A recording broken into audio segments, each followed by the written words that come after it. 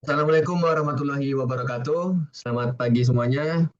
Sebelumnya perkenalkan kami dari kelompok satu untuk mata kuliah Pendidikan Kewarganegaraan yang berisikan anggota berupa Gusnir Yulianti, Azariana Husin Nasution, Doni Ada Pradipta, Muhammad saya sendiri Muhammad Farhan Salim dan juga Doni Julkiman Sianipat.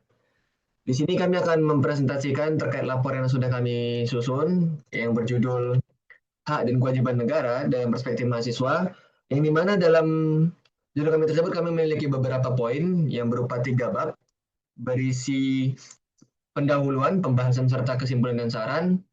Berikutnya, untuk terkait bab satu, itu akan dijelaskan oleh rekan saya, yaitu Gusnir dan Azari. Kepada Gusnir dan Azari, dipersilakan. Baik,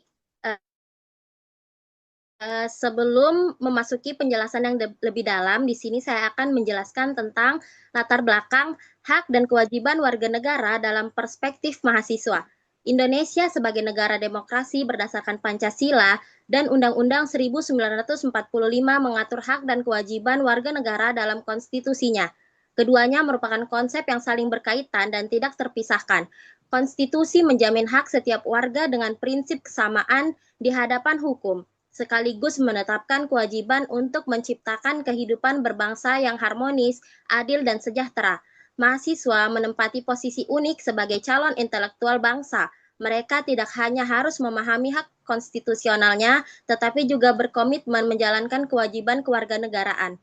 Mahasiswa berperan sebagai yang pertama yaitu agent of change atau penggerak perubahan. Yang kedua, social control, pengawas dinamika sosial. Dan yang ketiga yaitu iron stock, penegak nilai moral dan cadangan masa depan bangsa. Kesadaran penuh atas hak dan kewajiban ini menjadi dasar fundamental bagi mahasiswa untuk mengaktualisasikan peran Tridharma perguruan tinggi dalam kehidupan berbangsa dan bernegara. Mahasiswa menghadapi berbagai persoalan terkait hak dan kewajiban warga negara, namun terdapat kesenjangan antara pemahaman konseptual dengan penerapan nyata dalam kehidupan sehari-hari. Mahasiswa cenderung lebih vokal menuntut hak seperti pendidikan, berpendapat, dan berorganisasi, namun kurang sadar akan berkewajiban seperti mematuhi aturan, menghormati hak orang lain, dan berkontribusi. Buktinya, rendahnya siagaran hukum oleh mahasiswa. Pada penelitian Simanjorang pada tahun 2023 masih beragam dan perlu diperdalam. Banyak yang memahami secara teoritis, namun implementasi belum optimal. Melalui perspektif mahasiswa, penting untuk mengkaji bagaimana pemahaman, sikap, dan praktik terkait hak dan kewajiban dalam warga negara diimplementasikan dalam kehidupan nyata. Kajian ini diharapkan dapat memberikan gambaran yang lebih mendalam tentang sejauh mana mahasiswa memahami konsep hak dan kewajiban, bagaimana mereka mengaplikasikannya, serta tantangan apa yang dihadapi dalam mewujudkan keseimbangan antara hak dan kewajiban sebagai warga negara Indonesia. Selanjutnya akan dijelaskan oleh rekan saya. Di sini saya akan melanjutkan dari bab 1 yaitu 1.2 tentang rumusan masalah. Yang pertama yaitu apa saja hak dan kewajiban warga negara Indonesia yang diatur dalam Undang-Undang Dasar 1945 dan peraturan perundang-undangan yang berlaku. Yang kedua, bagaimana perspektif dan tingkat pemahaman manusia terhadap hak dan kewajiban mereka sebagai warga negara Indonesia. Yang ketiga, ada bagaimana bentuk, spesifik, dan implementasi hak dan kewajiban warga negara dalam kehidupan mahasiswa sehari-hari, baik di lingkungan kampus maupun masyarakat. Yang keempat, apa saja tantangan, hambatan, dan faktor-faktor yang menghambat mahasiswa dalam melaksanakan hak dan menunaikan kewajiban konstitusionalnya.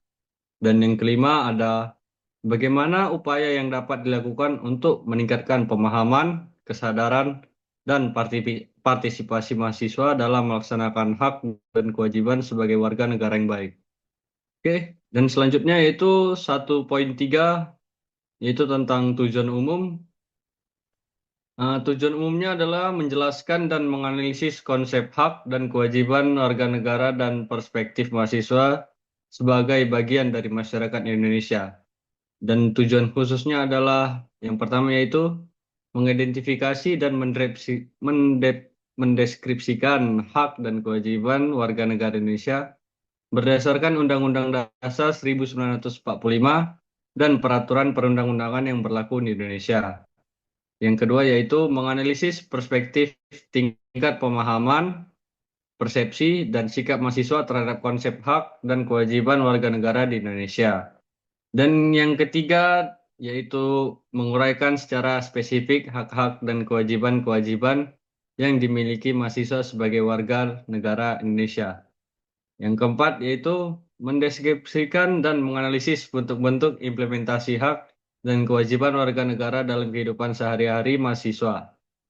Dan kelima yaitu mengidentifikasi berbagai tantangan, hambatan, serta faktor internal dan eksternal yang dihadapi mahasiswa dalam melaksanakan hak dan kewajibannya sebagai warga negara. Dan yang keenam dan yang terakhir yaitu adalah merumuskan rekomendasi dan strategi untuk meningkatkan kesadaran, pemahaman, dan partisipasi mahasiswa dalam melaksanakan hak dan kewajiban sebagai warga negara yang baik melalui pendidikan formal maupun kegiatan kemahasiswaan. Oke, selanjutnya akan dilanjutkan oleh rekan saya yaitu Doni. Oke. Bab kedua, pembahasan 2.1 uraian teoritis tentang Pancasila atau landasan dan hak kewajiban warga negara. Pancasila merupakan sumber dari segala sumber hukum yang menjiwai seluruh peraturan perundang-undangan di Indonesia, termasuk jaminan hak dan kewajiban warga atau HKWN yang termasuk dalam Undang-Undang Dasar Negara Republik Indonesia tahun 1945. Poin pertama, landasan kemanusiaan dan keadilan yang tertulis dalam sila kelima dan sila kedua. Pengakuan terhadap hak asasi kemanusiaan yang merupakan inti dari hak warga negara berakar kuat pada sila kelima yang berisikan kemanusiaan yang adil dan beradab. Konsep adil menuntut adanya keseimbangan antara hak yang diterima dan kewajiban yang dilaksanakan. Pada sila kelima yang berisikan keadilan sosial bagi seluruh rakyat Indonesia yang menekankan hak warga negara atas kesejahteraan dan kesempatan yang sama sekaligus mendorong kewajiban untuk bergotong royong demi kepentingan umum. Poin kedua, landasan persatuan dan tanggung jawab yang tertulis dalam sila ketiga. Sila ketiga yang berisikan persatuan Indonesia menuntut adanya kewajiban moral dan legal bagi setiap warga negara, khususnya mahasiswa, untuk mengutamakan kepentingan bangsa dan negara di atas kepentingan pribadi atau kelompok. 2.2 analisis hak dan kewajiban dalam perspektif mahasiswa. Mahasiswa dipandang sebagai kekuatan moral atau moral force dan agen perubahan atau agent of change yang memiliki hak dan kewajiban intelektual dan sosial yang lebih tinggi dibanding warga negara biasa. Poin pertama, pemenuhan hak manusia dan tantangannya. Hak manusia sebagai warga negara, terutama hak atas pendidikan yang tertulis dalam pasal 31 UUD 1945 dan kebebasan berpendapat yang tertulis dalam sila keempat diterjemahkan menjadi hak-hak spesifik di kampus seperti hak kebebasan akademik dan hak partisipasi dalam kebijakan publik. Poin kedua, pelaksanaan kewajiban mahasiswa atau tridharma perguruan tinggi. Kewajiban utama mahasiswa berpusat pada pemenuhan tridharma perguruan tinggi sebagai bentuk kontribusi nyata kepada negara. Kewajiban pendidikan dan pengajaran, belajar bertanggung jawab untuk menghasilkan SDM unggul. Kewajiban penelitian dan pengembangan melakukan riset untuk memecahkan masalah bangsa. untuk memecahkan berbagai masalah bangsa. Berikutnya, kewajiban pengabdian kepada masyarakat atau PKM mengaplikasikan ilmu untuk memperdayakan masyarakat sebagai perwujudan langsung dari sila kelima. Poin ketiga, analisis kritis keseimbangan atau HKWN, keseimbangan antara menuntut dan melaksanakan kewajiban yang sering terjadi atau isu sentral.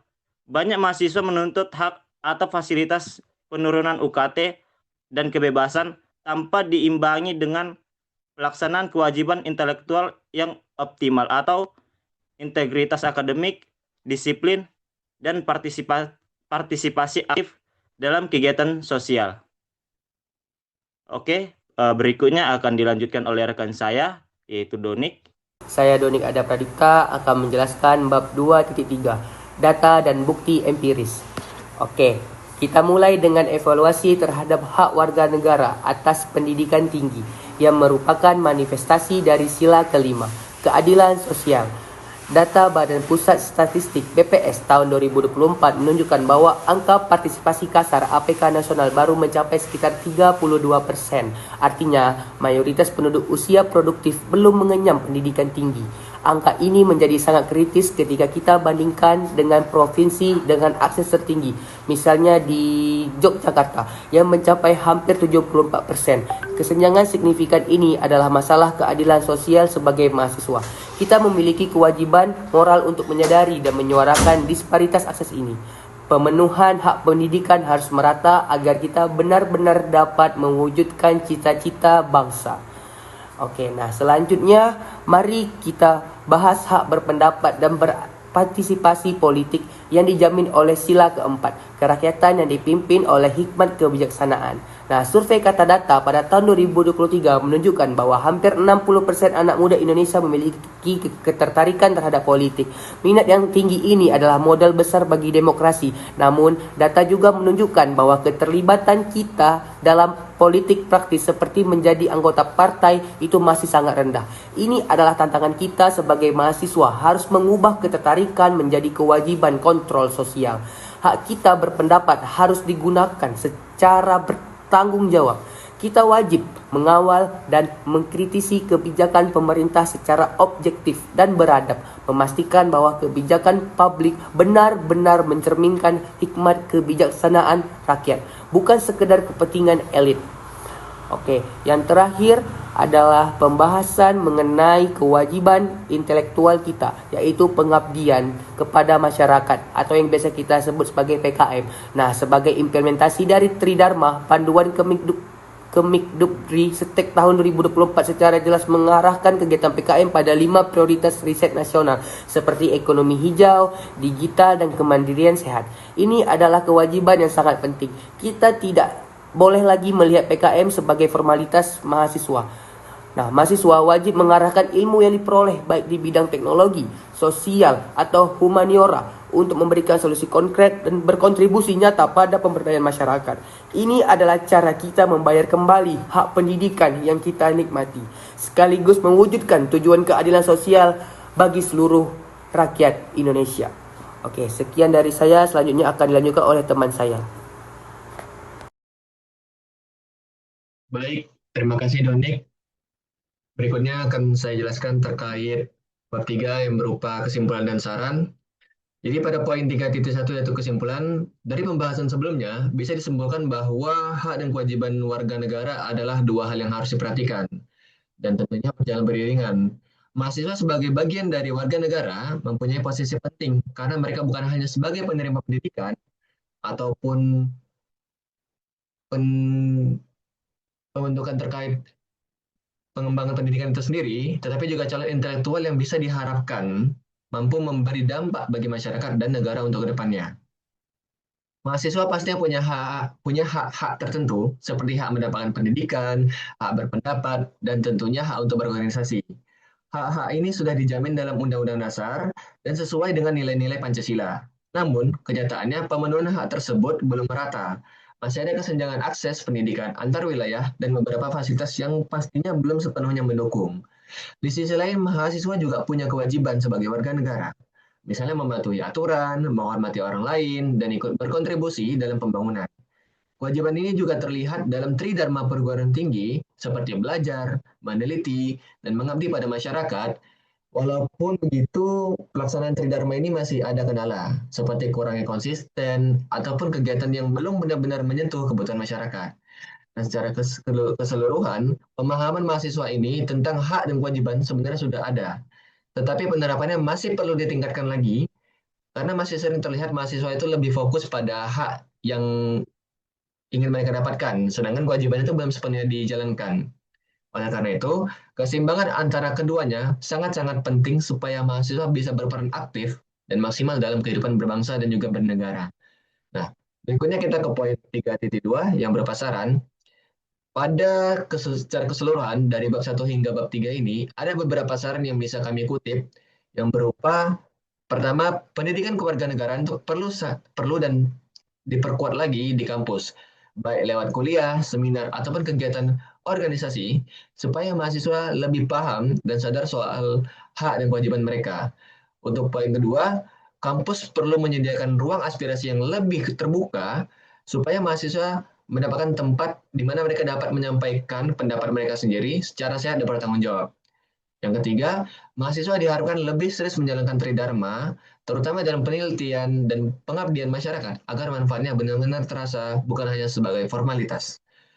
Juga, partisipasi mahasiswa dalam kegiatan sosial dan politik perlu ditingkatkan lagi, bukan untuk kepentingan politik praktis, tapi sebagai bentuk kepedulian dan kontrol sosial. Terakhir, kerjasama antar mahasiswa, kampus, pemerintah, dan juga masyarakat itu perlu diperkuat lagi, supaya terciptanya lingkungan yang mendukung mahasiswa untuk menjalankan hak dan kewajibannya dengan seimbang.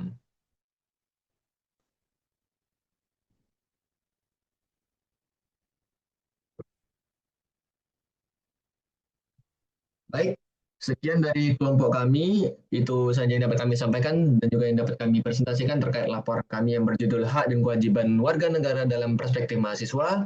Mohon maaf apabila ada kesalahan. Wabillahi taufiq wal hidayah. Wassalamualaikum warahmatullahi wabarakatuh.